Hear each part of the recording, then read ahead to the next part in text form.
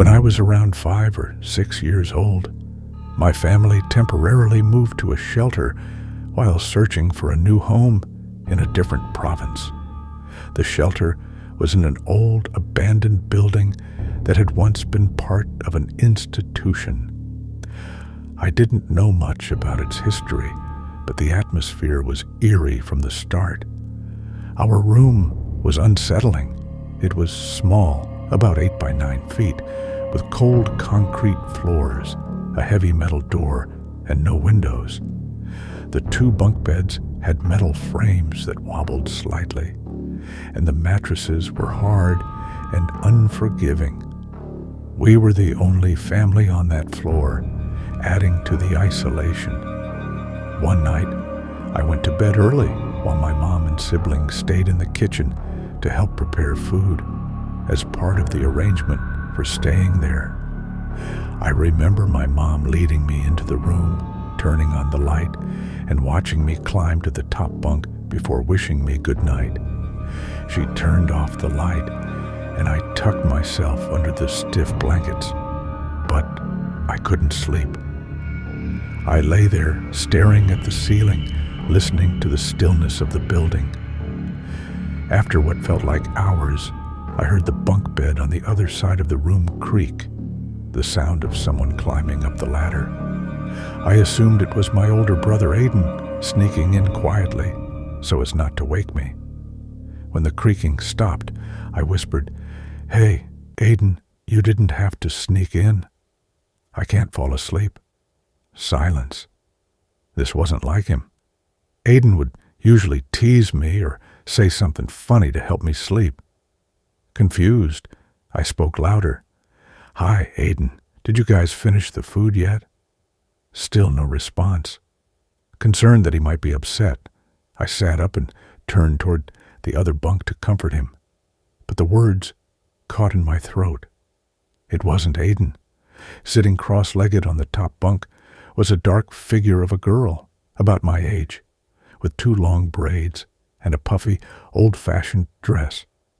Her body was black as shadow, with no distinguishable features except for her faint outline.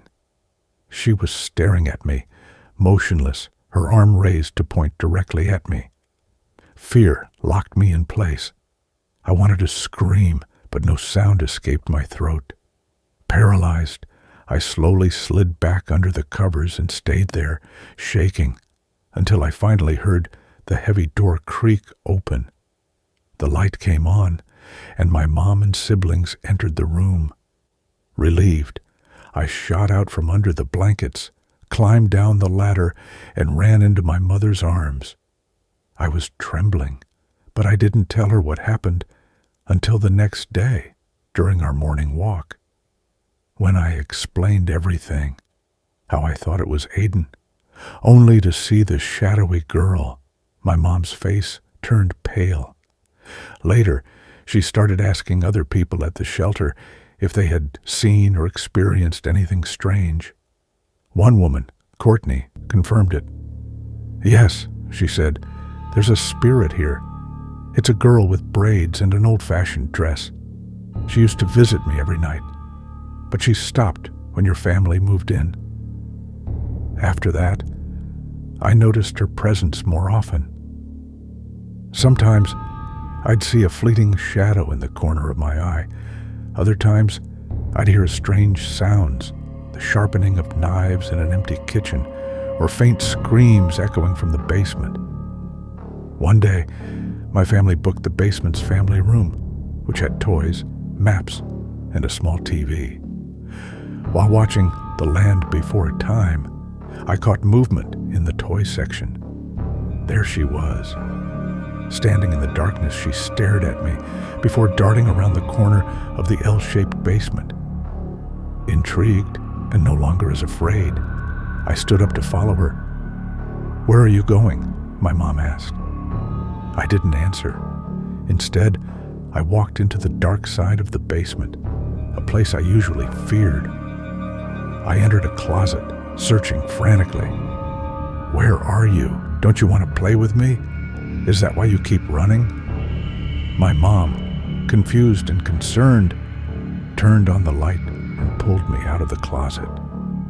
Later, when she asked why I'd gone into the darkness, I simply said, "She wants to play."